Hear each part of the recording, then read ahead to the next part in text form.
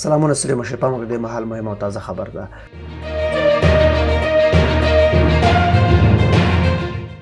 د هند له بریدونو وروسته په پاکستان کې بیړنی حالت اعلان شوی دی. د پاکستان پر حریم ټولې الوتنې لغوه شوې دي. دا په داسې حال کې ده چې د هند تر ولکې لاندې په پهلګام کې له بریدو وروسته د پاکستان تر ولکې لاندې د هند په کشمیر کې یو شمېر سیمې په نښه کړي دي. د پاکستان د پوځ ویان ډګر جنرال احمد شریف چودھري وایي تر اوسه د ترلاسه شویو معلوماتو له مخې هند په شپږو ځایونو ټول ټال 40 بریدونه کړي دي.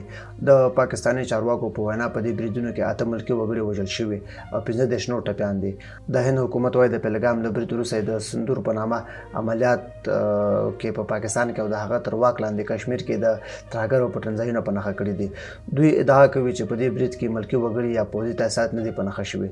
د پاکستان د پوځ یو ویان ادعا وکړه چې د هند د توغندیزو بریدونو په غچ کې پاکستان د هند د هوایي ځواک 2 جنگي الوتکې او یو ډرون ویشتلی دی. په داسې حال کې چې د پاکستان د دفاع وزیر خواجه محمد آصف ادعا وکړه چې د پاکستان هوایي ځواک 15 هندي الوتکې ویشتلي او 100 بې پیلوټه الوتکې ویجاړې کړي دي. هند تایید کړه چې په دغه بریدونو کې 3 الوتکې غورځول شوي دي.